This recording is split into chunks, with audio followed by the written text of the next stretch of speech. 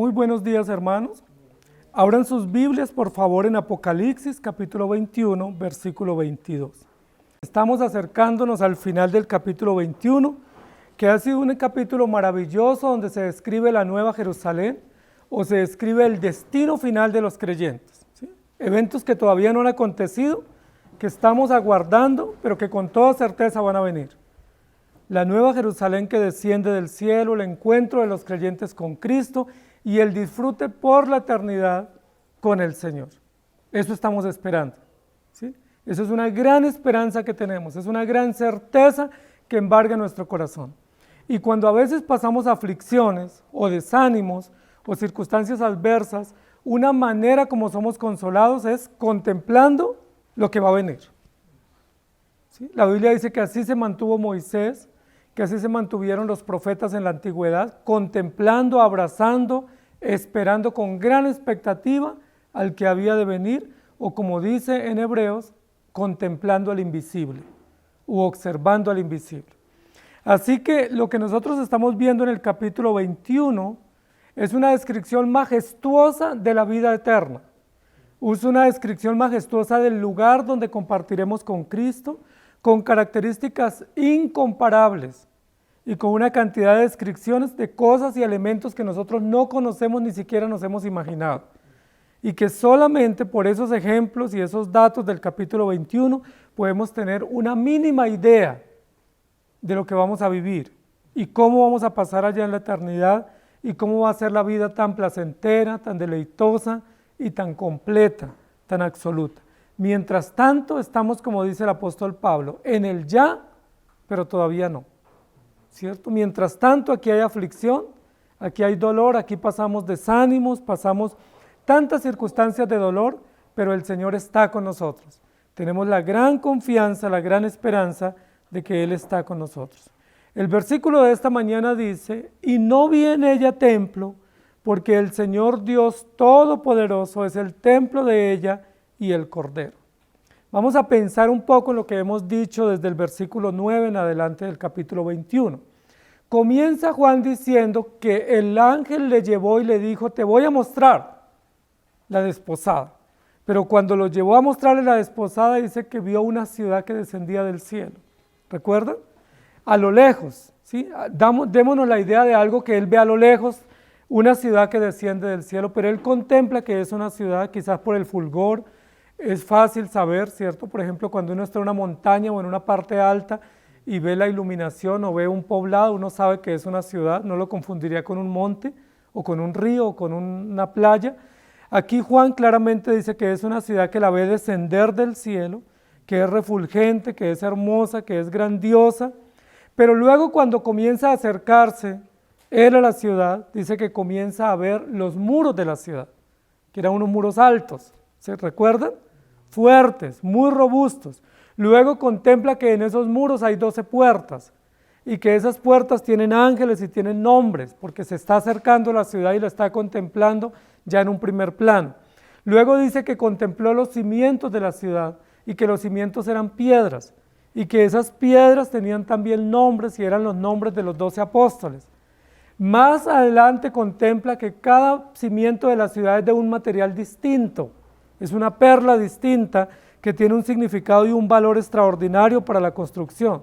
Luego contempla que hay una calle de oro. Juan nos está describiendo la ciudad. Primero, de dónde procede, después qué partes o qué componentes tiene la ciudad y luego cuáles son los materiales. Y es interesante porque Juan está maravillado con lo que él está viendo.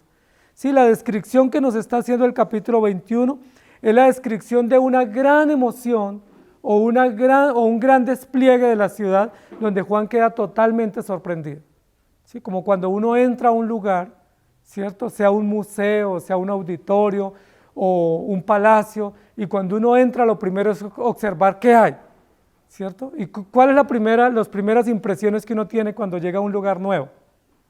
Observar lo que hay, ¿cierto? Observar los colores, los elementos, observar los materiales, contemplar, pero no entra en detalle, uno tiene como una visión general, ¿cierto? Rápido uno mira el escenario si es grande, o el teatro, o el museo, o el avión, depende del lugar que nosotros estemos contemplando, o el teatro, o la ciudad. uno contempla rápidamente lo que está viendo y uno pudiera describir rápidamente qué elementos vio. Edificios, puentes, vidrios, colores, materiales finos, pero después cuando uno comienza a mirar otra vez en detalle, uno comienza a contemplar elementos que no había visto inicialmente, ¿cierto? De pronto uno comienza a ver un grabado que hay, o un cuadro en la pared, o un rótulo, y uno dice, esto no lo vi inicialmente, pero ya lo puedo ver, lo puedo observar. Pero eso es lo que está haciendo Juan en la primera parte. Pero a partir del versículo 22, Juan nos va a describir lo que no ve. Es decir, primero describe lo que ve en la ciudad, y después va a describir lo que él no ve en la ciudad. Y es muy interesante lo que va a hacer a partir de aquí, porque hay tres cosas que Juan no va a ver en esa ciudad y que él estaba habituado a ver en las ciudades comunes. Es decir, todas las ciudades que Juan conocía, recuerden que conocía Nazaret, Capernaum, conocía Belén, conocía Betania, conocía Sicar, conocía Antioquía, ahora conoce ciudades de Asia Menor, está en Patmos ahora, en la isla de Patmos. Juan conocía porque había viajado. ¿Sí? Había viajado bastante con la predicación y luego ahora que fue exiliado fue llevado de viaje y conocía muchas ciudades y ciudades importantes en la antigüedad como Jerusalén, como Capernaum o como Antioquía. No sabemos si conocía otras ciudades importantes como Éfeso o Corinto, quizás sí porque son ciudades de Asia Menor. Sin embargo, Juan ya sabía naturalmente qué cosas contiene una ciudad tradicional. Si nosotros nos llevaran a una ciudad, uno sabe qué tiene una ciudad, ¿cierto? Tiene edificios, tiene calles, tiene parques, ¿qué más tiene? Tiene plazas, tiene un puesto médico, tiene un hospital. ¿Sí? Son sitios comunes de una ciudad, ¿cierto? Si uno va a una ciudad y no ve un parque, uno se sorprende. O por lo menos en los pueblos hay una plaza principal, o hay un mercado. Si uno dice, ¿cómo así que esta ciudad no tiene mercado? No puede ser, ¿de qué vive la gente? O si no tiene un parque, uno dice, ¿y dónde juegan los niños? ¿O dónde es el punto de encuentro? Pero rápidamente lo que Juan describe es lo que hay, y luego pasa a describir lo que no hay. Pero eso que no hay, Juan lo describe en contraste con lo que él ya conocía y con lo que naturalmente una ciudad común debiera tener. Entonces nuestras ciudades tienen esos elementos. Pero algo que Juan va a describir que no hay en esa ciudad es algo que comúnmente debiera haber en las ciudades. En el versículo 22 dice, y en ella no vi templo. Es lo primero que Juan va a encontrar y nos vamos a concentrar en esta mañana. ¿Por qué Juan ve ese detalle que no es minúsculo de una ciudad? ¿Y qué significa que en esta gran ciudad celestial no haya templo? ¿Sí? ¿Por qué no hay templo? Todas las ciudades que nosotros conocemos hay templos, ¿cierto? O los pueblos, por lo menos en nuestro país, todo pueblito, o toda comisaría, o todo pueblo pequeño tiene un templo, tiene una capilla. ¿Sí? Recuerden si hay una ciudad que han visitado que no tenga capilla, o templo, o parroquia, todos tienen. ¿Sí? Y a veces no solo un templo o una parroquia, sino muchas. Eso es muy importante en nuestras ciudades, y no solo en nuestras ciudades. Cuando uno visita, por ejemplo, otras ciudades en otros lugares, parte de la arquitectura y parte de los lugares como de visita obligada, que son casi museos, son parroquias o templos antiguos, muy modernos o muy famosos o muy grandes. De hecho, uno de los lugares que más sobresale en los pueblos nuestros o en los barrios nuestros, ¿qué son? Los templos. ¿Sí? Las capillas o las parroquias son los lugares más altos que están en los pueblos. Desde lejos se ve, es casi el edificio más alto que existe en el pueblo, la iglesia o la parroquia o el templo. Y eso no es solamente de nuestro país. Nosotros pudiéramos pensar que nuestro país por lo que tiene una tradición católica romana, pero recuerden que en otros lugares como Europa, ¿sí? También hay templos, o en Norteamérica también hay templos, hay capillas, pero también en el Mediterráneo, en la época antigua había capillas, o había templos, o había santuarios, o había sinagogas, que eran los lugares obligados de culto.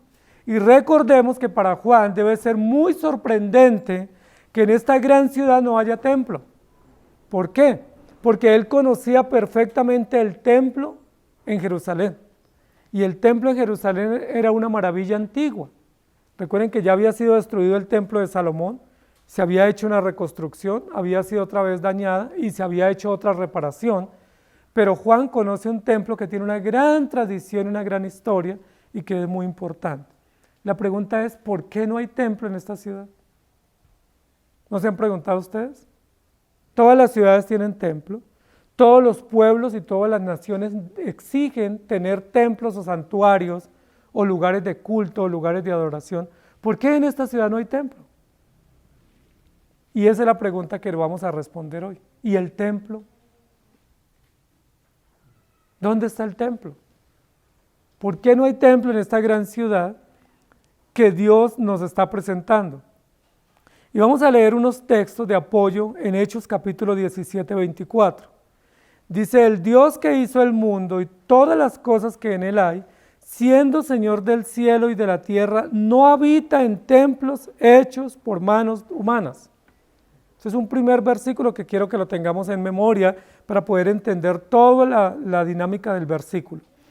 El Señor del cielo y de la tierra no habita o no se reduce o no permanece en un templo o en un santuario hecho por hombres.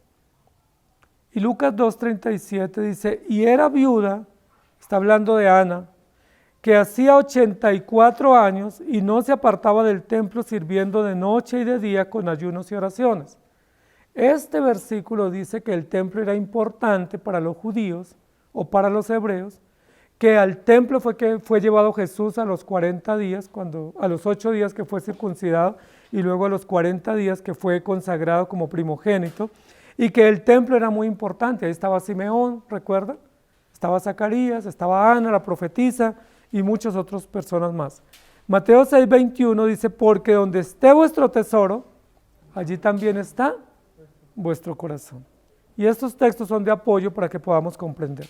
Luego en Apocalipsis capítulo 7, versículos 13 y 14 dice, entonces uno de los ancianos habló diciéndome, estos que están vestidos de ropas blancas, ¿quiénes son y de dónde han venido? Yo le dije, Señor, tú lo sabes. Y él me dijo, estos son los que han salido de la gran tribulación y han lavado sus ropas y las han emblanquecido en la sangre del Cordero. Y el templo, Juan no vio templo en esta ciudad. ¿Qué vio? ¿Vio muros? ¿Vio puertas? ¿Vio cimientos? ¿Vio calles? ¿Vio resplandor? ¿Vio materiales diversos, muy costosos, muy finos? ¿Vio una ciudad maravillosa, una ciudad refulgente? Pero cuando él contempla un poco más, él descubre que no hay templo. Y vamos a resolver esa pregunta de 3 maneras. ¿Por qué no hay templo en la ciudad? Entonces, en primer lugar, vamos a decir que no hay templo en esa ciudad porque Dios, como dice el texto que leímos de Hechos 17:24, no determinó que para su adoración exclusiva se requiera un templo. Cuando Dios creó al hombre y a la mujer y los puso en el huerto del Edén, yo les pregunto, ¿les hizo un templo en el Edén? Muy bien, no hizo templo en el Edén. Dice que puso un huerto hermosísimo con toda clase de frutas, con toda clase de provisión, les puso oxígeno, les puso frutales, les dio vegetales, les dio alimentos y les dio ríos. Es decir, todas las condiciones vitales para que ellos pudieran sobrevivir. Pero no puso templo en el huerto.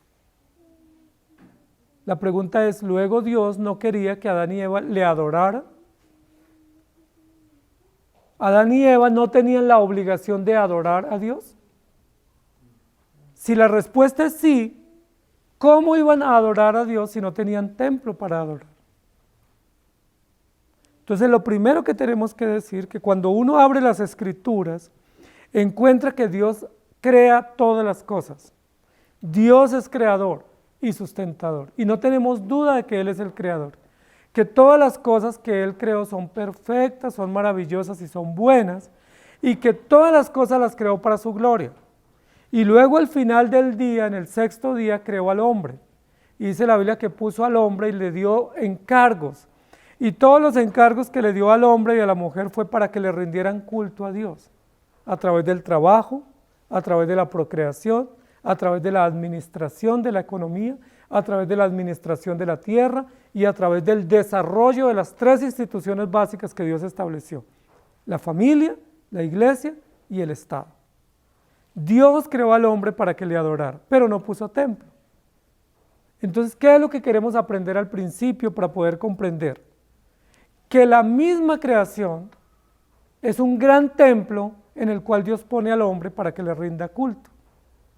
Es decir, que la creación visible que nosotros tenemos, los paisajes, los ríos, todas las partes de la creación, ellas en sí mismos nos motivan o nos invitan o nos anuncian que debemos adorar a Dios y que debemos rendirle culto. Cuando Dios crea al hombre y la mujer, no ve conveniente crear un templo, que sería pues una obra de arquitectura. Simplemente hizo la creación y puso al hombre para que le rindiera culto al Señor. Eso es importante lo que queremos decir, porque lo que vamos a decir básicamente es que el primer templo que conocemos en la tierra es la creación. Es decir, la creación es un gran templo. Es un templo abierto, es un templo amplio, es un templo histórico que nos permite comprender que Dios existe, que Dios es creador y que todas las cosas que Él puso en la creación las puso para su gloria, pero también para nuestro disfrute y deleite. Y que no hay cosa creada en el cielo ni en la tierra que no nos anuncie que Dios es real y que no nos testifique que Dios existe y que no nos produzca un gran deseo, una gran necesidad de rendir culto. No sé si ustedes recuerdan a Jacob cuando huyó de la casa por el temor de que Esaú lo matara. ¿Recuerdan que una noche le cogió el sueño y se durmió por ahí en un paraje desolado? Y dice la Biblia que puso de cabecera una piedra. Estaba muy cansado, estaba huyendo, estaba atemorizado y le cogió el sueño. Y dice la Biblia que mientras dormía tuvo un sueño celestial. ¿Y recuerdan al final del sueño que dijo Jacob? He aquí que Dios está aquí y yo no lo sabía. Jacob era un patriarca. Y Jacob dice, yo no sabía que Dios estaba aquí. ¿Cómo se dio cuenta Jacob que Dios estaba ahí? Porque a través del sueño, Dios le mostró que Él estaba allí, que Él estaba con él, que lo estaba confortando, que él no estaba solo, que no estaba a la deriva, que no lo había abandonado, que todo lo que Jacob estaba haciendo, pese a que tenía consecuencias por sus malas obras, pues Dios lo estaba dirigiendo y que lo iba a proteger y lo iba a defender y lo iba a engrandecer. Y Jacob hace una gran declaración que posiblemente nosotros hemos hecho. Yo no sabía que tú estabas en este lugar. ¿Qué es lo que nos quiere decir ese episodio? Que Dios está en todo lugar y que aun cuando tengamos una piedra de cabecera o de almohada, Dios está con nosotros. Y que aun si nos tocara dormir en la calle, o nos tocara vivir a la intemperie, o pasáramos situaciones adversas o peligrosas, esclavitud, guerra, exilios, diáspora o cualquier situación histórica que viviéramos, Dios está en todo lugar y está con nosotros. Estoy recordando otro pasaje y es cuando un profeta de Dios dice, voy a huir lejos de la presencia de Dios. Me voy lejos donde Dios no me vea y no me encuentre, como jugando a las escondidas. ¿Y recuerdan qué pasó? Allá estaba Dios, ¿sí? Allá en lo profundo del pez, en alta mar, ese gran profeta, Jonás, que significa paloma, que no era una paloma, sino que era un hombre fuerte y aguerrido y temperamental, ora a Dios en lo profundo del pez y él dice, la salvación pertenece a Jehová. ¿Qué fue lo que concluyó Jonás? Que no podía huir de la presencia de Dios y que Dios está en todo lugar, así sea en un naufragio, así sea en alta mar, así sea en lo más apartado, no puede escaparse. ¿Y recuerdan qué dijo el salmista? Porque el salmista también pensó huir. Pero él termina en su salmo diciendo, ¿a dónde huiré? Si me sentara a ver las posibilidades que tengo para escapar, si me sentara a ver qué opciones tengo para huir donde nadie me vea y nadie me conozca, que a veces uno piensa eso, ¿sí? Quisiera irme donde nadie me conozca y comenzar de nuevo. La pregunta es, ¿dónde voy? Si subiera a lo alto, allí estás tú. Si descendiera a lo más profundo, allí estás tú. Si fuera a lo más recóndito de una montaña o de una caverna, allí tú me alcanzas. Lo que queremos decir, amados hermanos, es que el primer templo que Dios nos muestra es la creación. La creación es un magnífico templo que nos invita a reconocer que Dios existe y que nos invita a adorar a Dios, porque todos los hechos de la creación nos dicen que Dios existe. Aún un pequeño insecto, aún una pequeña bacteria, ¿sí?, que hace parte de toda la creación microscópica, aún las grandes galaxias, ¿sí?, o el macrocosmos, que nos revela que Dios existe, que es real. Ahora miren, amados hermanos, ¿por qué el existencialista o el agnóstico o gran parte de la comunidad científica se empeña en negar que Dios es creador? ¿Por qué? Cuando ellos niegan que la creación la hizo Dios, ¿qué es lo que están desconociendo? Que ese gran templo que Dios nos dio, no lo hizo Dios, y que la creación no nos reconoce a Dios ni nos invita a adorar a Dios. Que todo existe por casualidad. Si ustedes salieron rápido de su casa, vayan a ver si por casualidad está ordenada cuando regresen. Si uno sale corriendo y deja todo sin ordenar, vamos a ver si de casualidad todo está bien en su lugar cuando lleguemos. Y la respuesta es no, porque no existe nada por casualidad. Todo lo que existe es creado y sustentado por un Dios soberano, perfecto, justo y con un diseño excelente. No hay un científico, no hay un investigador, no hay un biólogo, no hay un geólogo, no hay un científico, un astronauta que pueda negar que la creación tiene un diseño perfecto. En todo el sentido del término, no solo en su composición, no solo en sus movimientos, sino todo en sus cadenas de producción, en todos los sistemas de sobrevivencia y de conservación, todo absolutamente es perfecto. De hecho, sacar un animal o una planta de su hábitat y llevarlo a otro hábitat, ¿qué significa?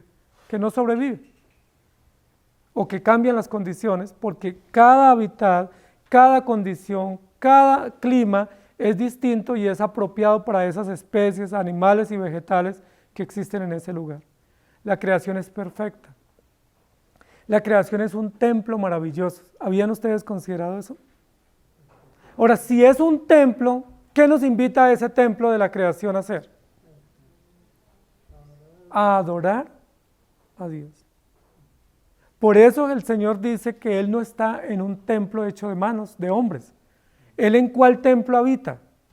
¿O se hace presente? En su propia creación, porque no fue hecha por hombres, sino que Él mismo la diseñó, Él mismo la estableció y la hizo para su gloria. Y por eso, amados hermanos, en cualquier lugar donde nosotros estemos, es apropiado para adorar a Dios. Sea en la casa, en el trabajo, en el viaje, en el campo, en el río, donde quiera que estemos, en la cárcel, en el lugar donde nos encontremos, es propicio para nosotros adorar a Dios y decirle: Señor, aquí estoy. ¿Recuerdan dónde rindió culto Abel? En el campo. ¿Recuerdan dónde Noé ofreció altar a Dios? En el campo. ¿Se acuerdan dónde ofreció altar a Abraham? En una montaña. ¿Sí? Lejos, con el ruido de los árboles y del viento y el canto de los pajaritos. Y ahí hizo un altar. ¿Se acuerda dónde Dios habló con Moisés? En una zarza, también en un monte. ¿Dónde Dios dio los 10 mandamientos? En un monte, en una montaña. ¿Dónde Dios habló con su pueblo? En un desierto. ¿Sí? ¿Dónde Dios protegió al pueblo cuando Gedeón, a la orilla de un río? ¿Qué es lo que queremos decir? Siempre que estemos en la creación, es propicia para adorar a nuestro Dios, porque la creación es un gran templo. No debemos esperar el domingo para venir a un santuario a rendir culto. No debemos esperar un lugar decorado para un templo con sillas y con una cruz o con un púlpito, porque cada lugar donde estemos es apropiado para rendir culto a nuestro Dios. Eso lo dice el Salmo 19. Los cielos cuentan la gloria de Dios. ¿Y qué hace el firmamento? El firmamento nos anuncia que Dios existe. Y si usted sale y ve al cielo y ve las estrellas, y esas estrellas le anuncian que Dios existe, ¿qué debe hacer? Adorar a Dios y decir, qué maravilla de creación. Dios existe, Señor, gracias, tú eres mi Dios, tú eres mi creador. Si usted camina por los paisajes de nuestro país que son tan hermosos, no solamente contemple los paisajes y tome fotos. ¿Qué más debe hacer? Señor, gracias, esto es tuyo.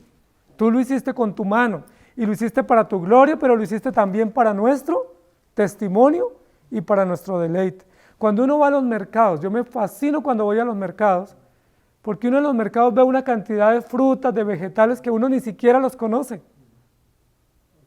Y yo soy campesino, pero hay muchas frutas y vegetales que encuentro en los Fruver que yo no los conozco. Yo digo, ¿esto cómo se llama? Tengo que mirar ahí el nombre en la etiqueta. ¿Y eso qué debe despertar en nosotros? Señor, qué bendición saber que todo esto lo creaste tú, que has puesto campesinos que trabajen en el campo y has puesto productores para que nos traigan esto a nosotros a la mesa y que nosotros podamos deleitar nuestro paladar comiendo esto tan delicioso, tan exquisito que tú creaste para tu propia gloria, pero para que nosotros te demos culto y te rindamos adoración. Adán y Eva pudieron adorar a Dios en el Edén. Recuerden que Adán y Eva desobedecieron y se escondieron. Y aunque se escondieron, dice la Biblia que Dios llamó a Adán y le dijo, Adán, Adán, ¿dónde estás? ¿En qué te metiste? Y él le dice, tuve miedo y me escondí. La pregunta es, ¿de quién se escondió? ¿Del miedo o de Dios? Porque de Dios no nos podemos esconder. O sea, ¿cómo escondernos siendo que la creación es de Dios? Dios está presente en su creación, Dios nos da testimonio de su realidad y Dios sustenta la creación. Jeremías capítulo 17, 12 dice, trono de gloria, excelso desde el principio es el lugar de nuestro santuario. Trono de gloria es la creación de Dios que nos muestra un perfecto santuario para adorar a Dios. Cuando uno lee la historia del pueblo itinerante en el Antiguo Testamento, y recuerden que ese tiempo del pueblo fue mucho, a veces uno piensa que fue solo 40 años en el desierto, pero desde Adán hasta que el pueblo llega a la tierra prometida, han pasado más de 1500 años. ¿Sí? Muchos años han pasado el pueblo trasegando por ese desierto itinerante. ¿Cómo ellos adoraron a Dios si no existía templo? Todas las historias que tenemos de Noé, de Abraham, de Isaac, de Jacob, de José, de Moisés, todas ellas sucedieron y de Josué sin existir templo. ¿No adoraron a Dios o sí lo hicieron? Sí lo hicieron, porque ese es el propósito por el cual Dios nos creó. Pero ¿cómo lo adoraron? Dice la Biblia que en una tienda, debajo de un árbol, en un valle, al lado de un cultivo, a la orilla de un río, en una montaña, ponían montones de piedras y adoraban.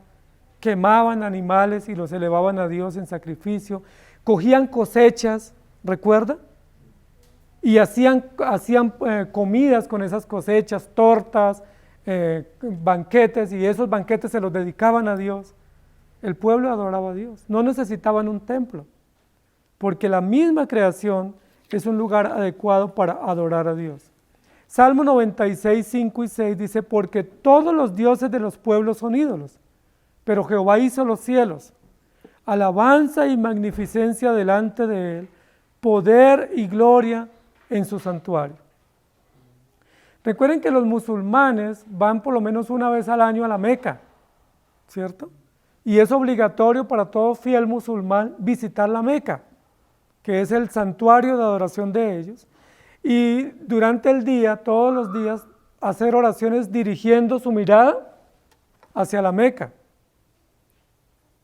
¿Por qué? Porque para ellos, que son religiones falsas, para ellos solo la Meca es el lugar sagrado. Es decir, quien no vaya a la Meca y quien no mire hacia la Meca y quien no palpe la Meca no tiene realmente a ese Dios que es un Dios falso. Nosotros no necesitamos eso. Nosotros no necesitamos arrodillarnos y mirar hacia un lugar. Sencillamente abrimos nuestros ojos y ¿qué tenemos? Una hermosísima creación. Levantamos nuestra mirada y ¿qué tenemos que decir? Esto es hermoso, esto es majestuoso. Miramos hacia abajo y ¿qué vemos? Creación hermosa y perfecta de nuestro Dios. Abrimos nuestra alacena y ¿qué encontramos? Motivos para agradecer, ¿cierto? Abrimos nuestra nevera y ¿qué encontramos? Motivos para decir, Señor, todo esto viene de ti. Vamos a nuestro closet y ¿qué hacemos? Todo esto nos lo has provisto y es maravilloso. Es hermoso porque todo proviene de ti. Salmo 65:4 dice, bienaventurado el que tú escogieres y atrajeres a ti para que habite en tus atrios, seremos saciados del bien de tu casa, de tu santo templo. En el Salmo 68:35 dice, temible eres tú, oh Dios, desde tus santuarios, el Dios de Israel, Él da fuerza y vigor a su pueblo, bendito seas tú. Mire que dice también ese texto que no solamente la creación es un gran santuario, sino que también tenemos que considerar las fuerzas que Dios nos da. Y las fuerzas que Dios nos da también son un motivo para adorar a Dios, sin necesidad de un templo. Si nosotros esperamos solo el domingo para adorar a Dios, no estamos cumpliendo el propósito. ¿Cómo adoramos a Dios? En nuestro trabajo, 6 días trabajarás. ¿Cómo adoramos a Dios? En nuestras economías, en nuestros hogares, con nuestros hijos, en nuestras labores diarias, rendimos culto a nuestro Dios. La pregunta es, ¿estás tú adorando a Dios en ese gran santuario que es la creación? ¿O la vida diaria? ¿Aprovechas tú todos los días para agradecer a Dios por lo que Dios te da? ¿Te arrodillas de vez en cuando en la semana para decir, Señor, todo esto proviene de ti, estoy maravillado por las fuerzas que le da, por el trabajo que le da, por la salud, por la provisión, por la familia, por los medios que tenemos hoy para comunicarnos con nuestros seres queridos?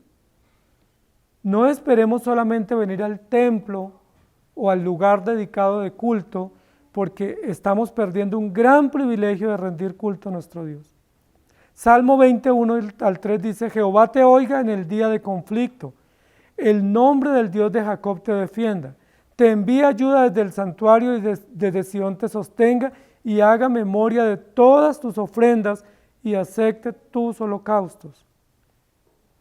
Y luego en Deuteronomios 31:9-11 dice, y escribió Moisés esta ley y la dio a los sacerdotes hijos de Leví, que llevaban el arca del pacto de Jehová y a todos los ancianos de Israel, y les mandó Moisés diciendo, el fin de cada 7 años, en el año de la remisión, en la fiesta de los tabernáculos, cuando viniere todo Israel a presentarse delante de Jehová tu Dios, en el lugar que él escogiere, leerás esta ley delante de todo Israel a oídos del pueblo.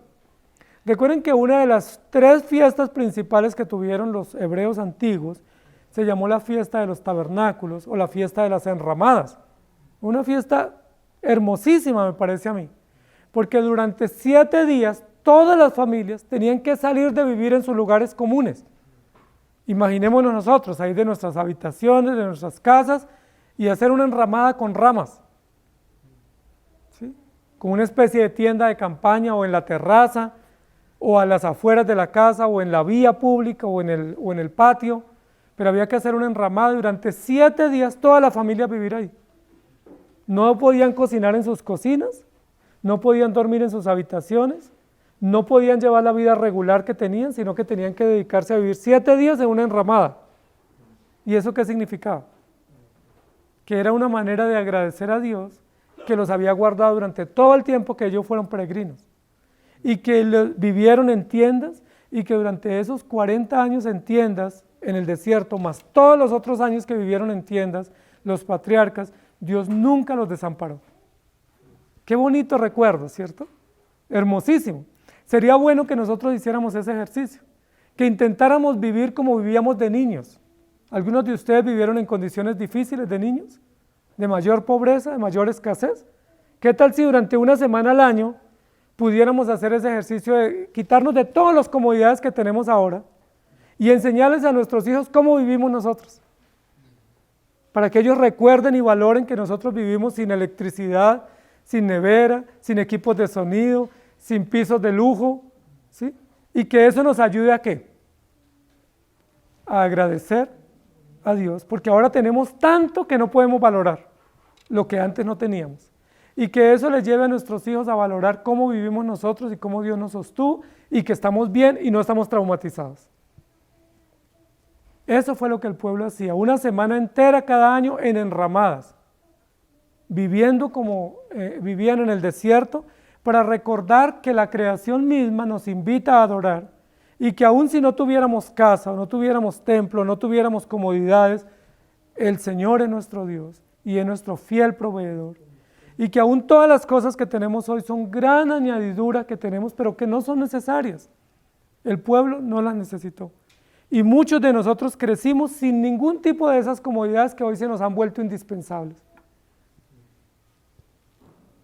Levítico capítulo 23, 33 al 36 dice: y habló Jehová a Moisés diciendo: habla a los hijos de Israel y diles, a los 15 días de este mes, séptimo será la fiesta solemne de los tabernáculos a Jehová por 7 días, o la fiesta de las enramadas.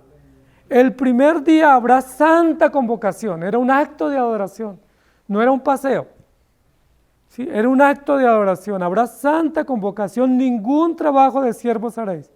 7 días ofreceréis ofrenda encendida a Jehová. El 8º día tendréis santa convocación y ofreceréis ofrenda encendida a Jehová. Es fiesta, ningún trabajo de siervos haréis. Una semana para descansar, era una semana para meditar, pero una semana para adorar a Dios, que en medio de todas las condiciones hostiles que ellos vivieron, Dios los guardó y los preservó. Entonces, ante la pregunta, ¿y el templo por qué no? Porque no siempre necesitamos un templo. No siempre necesitamos un lugar consagrado o dedicado exclusivamente para adorar. Tenemos la vasta creación que nos sirve como templo abierto para rendir culto, gratitud y adoración a nuestro Dios. Y que nos recuerda que el Señor es creador. Que Él es creador. Y eso lo tenemos que enfatizar, amados hermanos, porque cada día hay conceptos en los colegios y en las universidades de nuestros hijos que están en esos lugares, están expuestos a teorías falsas que terminan diciendo que Dios no creó las cosas, que el mundo existe por evolución, que todo existe por azar, que esto que existe no lo creó el Señor.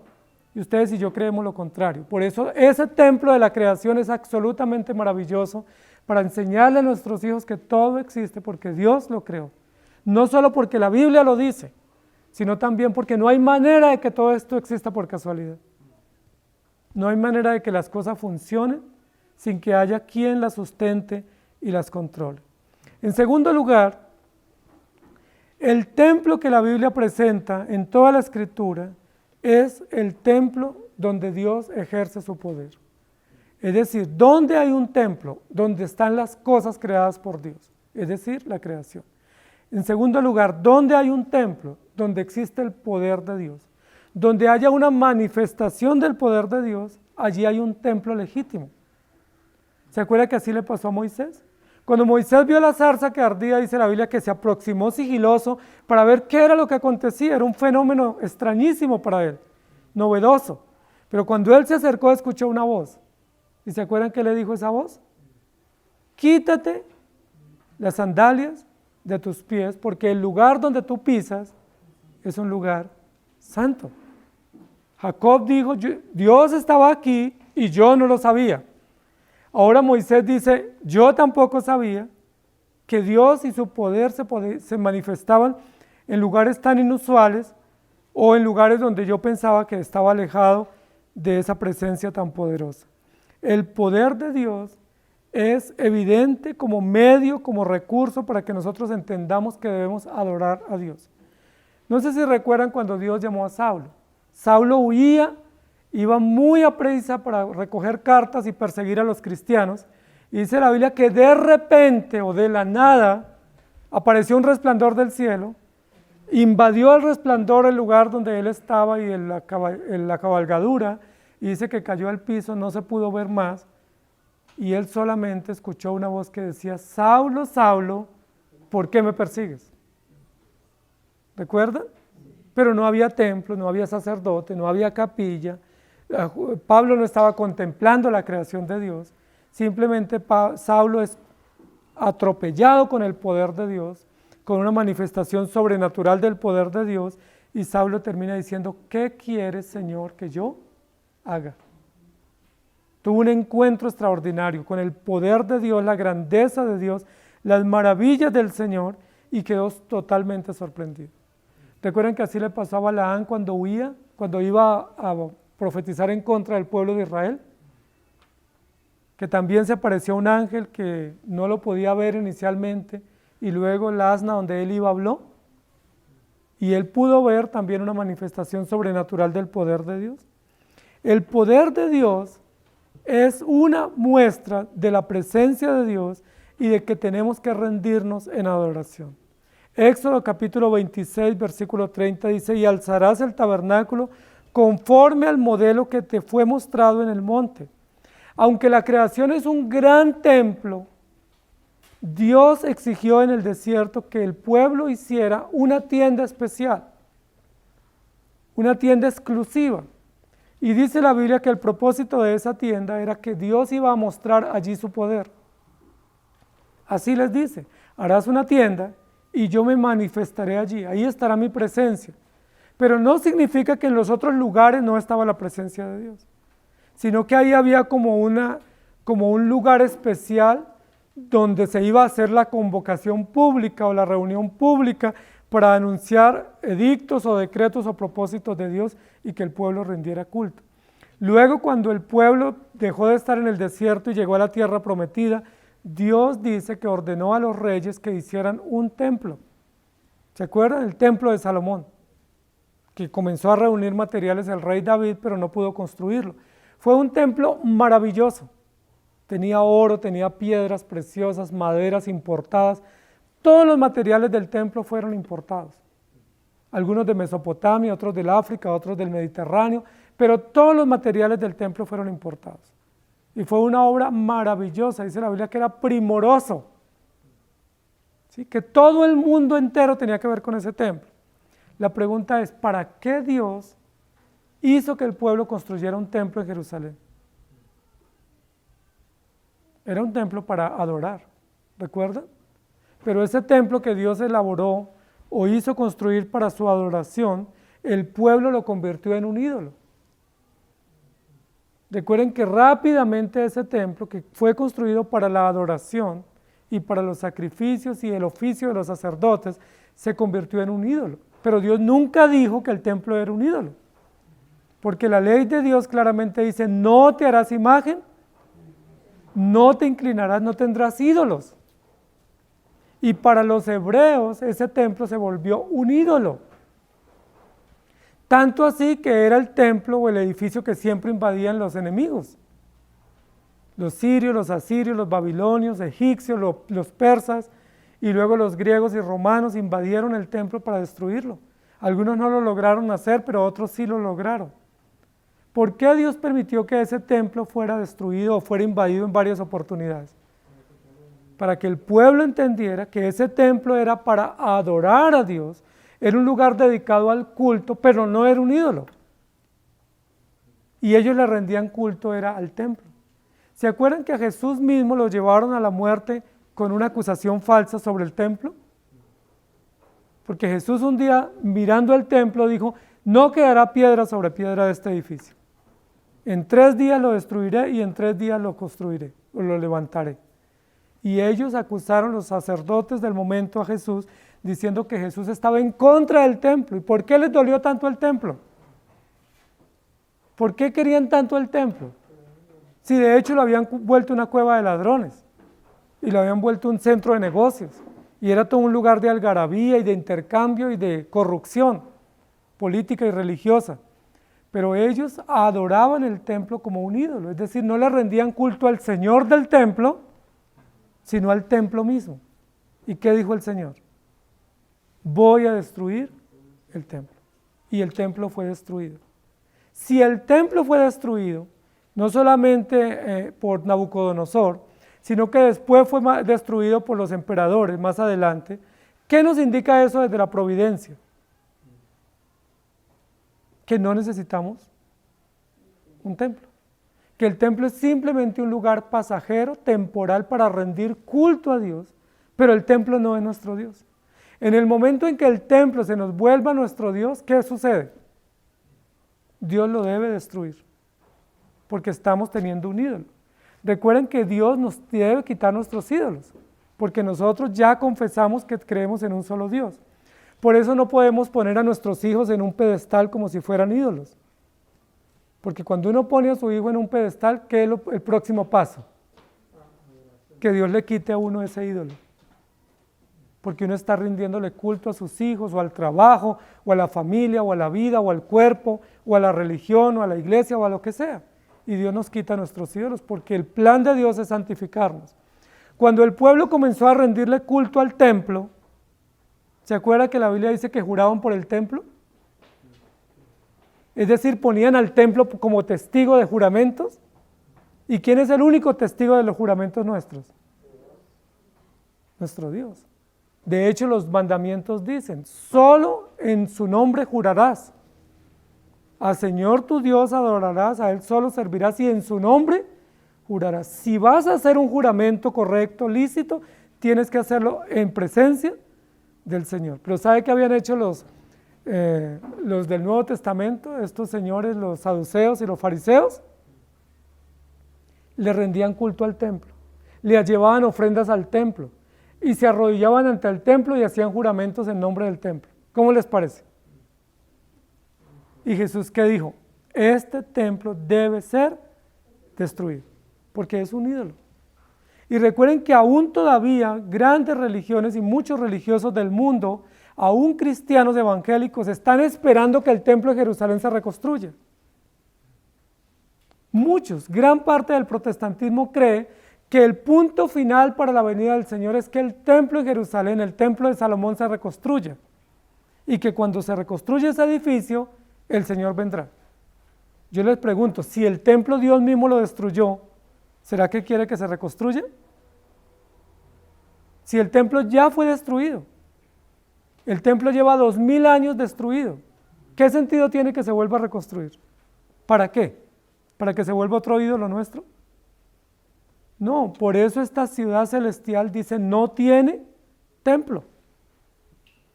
Porque recuerde que inicialmente no hubo templo, y cuando hubo templo fue transitoriamente con un fin cultico o litúrgico, pero no como un ídolo. Nunca el templo se nos puede volver un ídolo.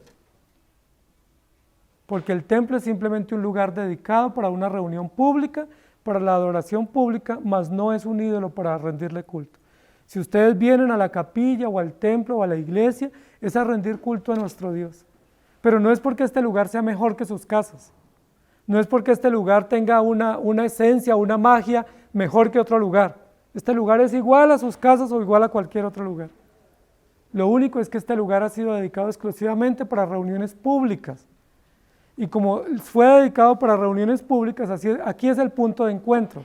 Pero no es un ídolo, hermanos. Recordemos eso, es simplemente un lugar que debemos cuidar, lo apreciamos mucho, es un lugar de adoración dedicado al Señor, lo queremos, lo disfrutamos, pero nunca puede ser nuestro ídolo. Porque en el día que sea nuestro ídolo, posiblemente Dios nos lo derrumbe. Porque estamos perdiendo el objetivo de rendir adoración únicamente al Señor. Salmo 63, 1 al 3, dice, Dios mío eres tú, de madrugada te buscaré, mi alma tiene sed de ti, mi carne te anhela, en tierra seca y árida donde no hay aguas, para ver tu poder y tu gloria, así como te he mirado en el santuario, porque mejor es tu misericordia que mi vida, mis labios te adorarán. Y en el Salmo 73, 17 dice, hasta que entrando en el santuario de Dios, comprendí el fin de ellos. De hecho, el templo, amados hermanos, para los hebreos, ni siquiera era un lugar donde todos podían ir, porque el templo tenía un aforo reducido, ¿sí? No era un auditorio innumeroso, era un auditorio muy pequeño. Se cree que en el tabernáculo cabrían más o menos de 60 a 100 personas. ¿Y se acuerdan cuántos había en el desierto? 1,5 millones. Entonces, ¿quiénes eran los únicos que podían entrar? Pues los 70 ancianos, básicamente, y el sumo sacerdote, porque no había espacio para más, y los levitas colaboraban en los sacrificios y en las porterías y con los utensilios. Pero nunca fue un lugar para que todo mundo fuera, ¿sí me hago entender? Y el templo de Jerusalén también tenía una capacidad reducida, no era para que todo el pueblo que tenía luego varios millones de habitantes pudiera ingresar. ¿Qué era lo que tenían que hacer? Los líderes de las familias o los ancianos del pueblo se reunían en el templo y luego ellos, ¿qué iban a hacer a sus hogares? A instruir, a discipular, no solo a sus hogares, sino también a sus criados y a sus negocios, porque era la función. Los que iban al templo eran exclusivos. El templo era solo uno en todo el país. Es decir, lo visitaban 1 o 2 veces al año los hebreos. Pero el resto del tiempo, ¿cómo rendían culto? En casas, ¿cierto? En sus cultivos, en sus fincas. Y eso nos enseña que nunca el templo, nunca Dios ha determinado que el templo sea el centro de adoración. Porque el centro de adoración es nuestro corazón dirigido a Dios. Ahora, si por alguna razón circunstancial, sea una enfermedad o una situación como esta que está viviendo el mundo, no podemos congregarnos, la pregunta es, ¿dejamos de ser cristianos? No, porque nuestra fe está viva con el Señor. Y si no pudiéramos porque estamos en una cárcel o un hospital o estamos en un lugar distante o en una prohibición como esta, pues nosotros seguimos rindiendo culto a Dios. Porque para rendir culto a Dios lo único que necesitamos es la fe verdadera y el Espíritu Santo. Su palabra morando en nuestros corazones. La iglesia, no obstante, el templo, el lugar de adoración es importante porque Dios lo destinó. Y Hebreos 9:27 dice, no dejen de congregarse. Ahora nos estamos congregando por aplicaciones en este año, pero siempre que podamos debemos congregarnos en el lugar dedicado. ¿Por qué? ¿Porque Dios está aquí y en los otros lugares no está? No, Él está en todo lugar. ¿Por qué tenemos un lugar exclusivo? ¿Por qué es importante? Porque ahí nos encontramos todos, porque ahí hay comunión, porque podemos disfrutar de los sacramentos que en casa no podemos, porque podemos edificarnos y exhortarnos mutuamente, porque podemos consolarnos mutuamente y eso es parte del propósito de Dios. Cuando la Biblia dice no dejen de congregarse, lo que está diciendo es tenemos una obligación. Adoramos a Dios en la semana, en nuestros trabajos y casas y negocios, pero ¿qué hacemos en el día del Señor? Nos reunimos para rendirle culto público, para exaltar su nombre y para reconocer que Él es nuestro Dios. Y para cumplir funciones que en la semana no podemos cumplir, como encontrarnos todos, como exhortarnos mutuamente, como orar unos por otros, como estimularnos al amor mutuo. Y como dice la Biblia, Dios considerarnos unos a otros para estimularnos al amor y a las buenas obras, dice Hebreos 10:24. Y Gálatas 5:13 dice, porque vosotros, hermanos, a libertad fuisteis llamados, solamente que no uséis la libertad como ocasión para la carne, sino servíos por amor los unos a los otros. Entonces, el hecho de que Dios esté en todo lugar y que el templo sea un lugar dedicado para la adoración diaria o histórica, no quita que Dios haya consagrado lugares para que rindamos culto. Este es uno de ellos. Y que tenemos una obligación como miembros de la iglesia, es congregarnos siempre que podamos. ¿Sí? Siempre que esté a nuestro alcance debemos congregarnos a rendirle culto. ¿Por qué? Porque eso también Dios lo estableció. Este lugar no es mejor que otro, pero es un lugar donde públicamente la asamblea o los creyentes o la congregación se reúne para adorar a Dios. Mire lo que dice Hebreos 2:42, Hechos 2:42 y 46. Y perseveraban en la doctrina de los apóstoles y en la comunión unos con otros, en el partimiento del pan y en las oraciones. Y perseveraban unánimes cada día en el templo, y partiendo el pan en las casas, comían juntos con alegría y sencillez de corazón. ¿Es importante congregarnos? También. No porque Dios esté solo aquí, sino porque es un mandato divino y porque a través de ese mandato adoramos a Dios. Y hoy por lo menos podemos partir el pan juntos y podemos orar juntos y podemos abrazarnos y animarnos mutuamente en nuestro culto al Señor. Y el templo, ¿por qué no existe en la ciudad celestial? Porque nunca Dios destinó que su adoración fuera exclusiva en el templo y porque el templo de Dios es el trono de Dios, es decir, donde Dios gobierna, allí es un templo. Por eso la Biblia dice, vosotros sois templo del Espíritu Santo. Vuestro cuerpo es templo del Espíritu Santo. Si hay un templo que cuidar, es nuestro propio cuerpo, para que esté limpio, consagrado y dedicado para nuestro Dios. El templo es donde Dios tiene su trono. ¿Dónde Dios tiene su trono? Pues donde Él ha obrado redención. ¿Y dónde ha obrado redención? En el corazón del creyente. Por eso dice la Biblia, dame, hijo mío, tu corazón y guarda tus mandamientos, guarda mis mandamientos. Y por eso la Escritura dice que vuestro cuerpo es templo del Espíritu Santo. Y que nuestro cuerpo dedicado y consagrado a Dios es el trono de Dios, donde Dios gobierna. La pregunta es, si mi cuerpo es templo del Espíritu Santo, ¿no es ahí un lugar propio de adoración? O sea, mi propio cuerpo sería un acto o una ofrenda o una dedicación constante en adoración a Dios. Por eso la Biblia dice, todo lo que hagáis, hacedlo todo para la gloria de Dios. Y también dice, todo lo que comáis o lo que bebáis, hacedlo todo para la gloria de Dios. Y por eso dice, ninguna palabra corrompida salga de vuestra... ¿Por qué? Yo puedo decir palabras sucias y me arrepiento y Dios me perdona. ¿Sí o no? Pero la Biblia dice ninguna palabra corrompida. ¿Por qué? Porque mi cuerpo es templo del Espíritu Santo. Cuando yo como mal, cuando como lo que no debo comer, cuando digo lo que no debo decir, cuando hago lo que no debo hacer, estoy violando o estoy dañando o estoy agrediendo el templo donde Dios mora, que es el templo del Espíritu Santo. Y eso es una muy buena enseñanza que nos ayuda para contrarrestar hoy el pensamiento de las ideologías. Porque las ideologías dicen lo siguiente, el cuerpo es mío y yo tengo derecho sobre mi cuerpo y yo hago lo que quiera con él. ¿Sí lo han escuchado? Es que mi cuerpo es mío. Ni el gobierno, ni los jueces, ni nadie tiene por qué decirme ni la religión qué hacer con mi cuerpo. Está bien, ni la religión, ni el Estado, ni los jueces, pero ¿sabe quién nos dice qué hagamos con nuestro cuerpo? Dios, porque Él es nuestro creador.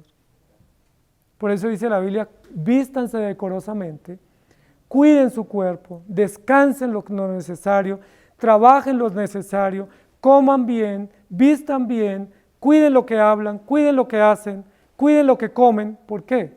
Porque vuestro cuerpo es templo del Espíritu. Eso significa que en mi cuerpo mora el Espíritu Santo. Por eso dice la Biblia, ¿podéis vuestro cuerpo que es de Dios entregarlo a una ramera? ¿O entregarlo a la inmundicia? Dice, en ninguna manera. Porque si Dios mora en ti, no puedes entregar tu cuerpo a cosas inmundas o sucias donde Dios no está. Entonces, eso es importante. Entonces, así como el templo de la creación es importante para adorar a Dios, y así como el lugar dedicado al culto también es importante, nuestro cuerpo también es importante. Hay personas que piensan que adorar a Dios es cantar unos himnos, o que adorar a Dios es ponerse de rodillas y levantar las manos. Y en algunos lugares piensan que es danzar y que eso es adorar. Pero la Biblia lo que nos dice es que nosotros adoramos en todo, con la ropa que nos ponemos, con la comida que comemos, con los hábitos que tenemos en casa, con las personas con las que nos relacionamos, en los negocios que hacemos, en las decisiones que tomamos. Absolutamente todo lo que hacemos o honra o deshonra al Señor. O anuncia que nuestro cuerpo es templo o dice que nuestro cuerpo no le pertenece al Señor. Salmo 46, versículos 4 y 6. Dice, del río sus corrientes alegran la ciudad de Dios, el santuario de las moradas del Altísimo. Dios está en medio de ella, no será conmovido, Dios la ayudará al clarear la mañana. Y luego en 2 Corintios 5:1 dice, porque sabemos que si nuestra morada terrestre, este tabernáculo, se deshiciere, tenemos de Dios un edificio, una casa no hecha de manos, eterna en los cielos. Miren que la Biblia llama con el mismo término tres cosas, tabernáculo. ¿A qué llama tabernáculo? A la creación. La creación es un gran tabernáculo. ¿Sí? ¿A qué más llama tabernáculo? Al lugar dedicado al culto, al santuario, es decir, el templo o la capilla. Ese también es un tabernáculo. ¿Pero a qué más llama tabernáculo? Nuestro cuerpo. ¿Sí me hago entender?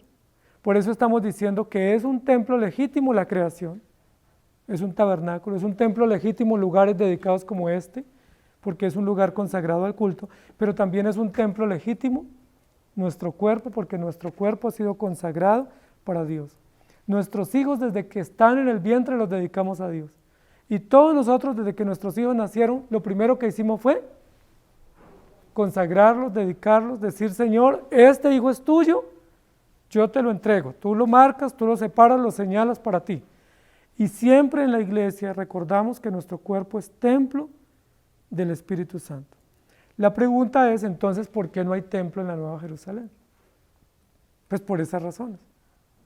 No hay templo porque no se necesita un lugar exclusivo, porque los que están allí son todos templo del Espíritu Santo. ¿Qué es lo importante en la Nueva Jerusalén?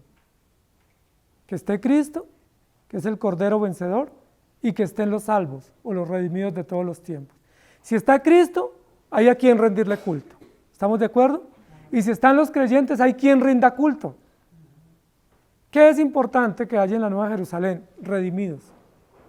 Porque los redimidos son redimidos de toda la historia, pueblos, tribus y lenguas, son redimidos de todas las iglesias de donde Cristo fue predicado y son creyentes transformados por el poder del Espíritu. ¿Saben qué sí me asustaría que dijera el versículo? Y en esa gran ciudad no había salvos o no había habitantes. Eso sí sería preocupante. Porque si no hubiese habitantes en esa ciudad, ¿qué significa? Que no hay quien rinda culto o no hay quien reconozca al autor de la salvación. Pero mientras haya ciudadanos, mientras haya habitantes redimidos, no importa si no hay templo o no. Porque el templo somos nosotros que rendimos culto a nuestro Dios. Por ahora estos lugares son muy importantes para nosotros. Este lugar que tenemos aquí es muy importante semanalmente para recordar nuestra fe y para afirmarnos en el Evangelio. Pero llegará un momento en que este lugar no es importante, porque lo único importante es nuestro Señor, que Él estará en esa gran ciudad. Por eso el versículo que estamos estudiando hoy dice, y no vi en ella templo, porque el Señor Dios Todopoderoso es el templo. Es decir, porque la misma creación hecha por el poder de Dios, sostenida por el poder de Dios, es un templo. Y porque todos aquellos que son redimidos por el Cordero, como dice allí, son templo que rinden culto al Señor. Por eso el versículo termina diciendo que Dios es el templo y el Cordero. Esta ciudad no tiene templo porque todo es un santuario. De hecho, los muros, los cimientos, las puertas, las calles, los materiales, lo que nos ayudan es a recordar que debemos rendir culto a nuestro Dios. Amados hermanos, hay que cuidar mucho este templo, hay que valorarlo, hay que apreciarlo porque es el lugar que Dios nos proveyó para reunirnos. Pero ¿saben cuál templo hay que cuidar mucho? Nuestro cuerpo, porque es templo también, morada de Dios, templo del Espíritu Santo y acto de adoración. Pero ¿saben cuál otro templo hay que cuidar? La creación, porque la creación es un templo, hay que cuidarla. Nosotros no estamos en contra de que la creación sea protegida y sea cuidada, de hecho somos los primeros en cuidar la creación. ¿Por qué? Porque nosotros sabemos quién la creó y para qué la creó. Y porque nosotros fuimos puestos, Génesis capítulo 1, como mayordomos. ¿Recuerdan? ¿Ustedes cuidan su casa y cuidan su economía? Claro que sí, porque es el sustento nuestro. Pero ¿qué más debemos cuidar? La creación. Porque somos mayordomos. La Biblia dice que Dios puso al hombre sobre la creación y le dijo, señoree y sojuzgue sobre toda la creación. Entonces, nosotros no estamos en contra de que haya contaminación. Los creyentes debemos ser abanderados del cuidado del medio ambiente, del cuidado de las especies, de que la creación se mantenga, se respete, porque eso también es un acto de adoración nuestro. Y porque la creación es un templo en el cual rendimos culto a nuestro Dios. ¿Estamos de acuerdo? Amados hermanos, allá no hay templo, aquí sí hay templo. Y mientras hay aquí hay que cuidarlo porque allá el templo será todos los santos reunidos rindiendo culto por la eternidad. Que el Señor nos ayude. Amado Señor, gracias te damos por tu palabra y por recordarnos una vez más que aquí tenemos obligaciones que no podemos negociar contigo a través de toda la creación y la historia, a través también de la congregación o la iglesia como miembros oficiales de una iglesia, pero también tenemos responsabilidades individuales con esta sociedad y contigo, rendirte culto. Ayúdanos no solamente a leer la Biblia el domingo, sino todos los días. Ayúdanos a adorarte no solamente 2 horas el domingo en el culto, sino todo el tiempo, en todo lo que hacemos. Ayúdanos, Señor, no solamente a cuidar este lugar para adoración pública, sino a cuidar nuestro templo y presentarnos dignamente delante de ti. Gracias porque nos enseña que toda nuestra vida es un templo y es una dedicación consagrada permanentemente para ti. Ayúdanos a no ser religiosos como los fariseos y los saduceos. Ayúdanos, Señor, a no idolatrar los objetos del culto o los lugares de culto.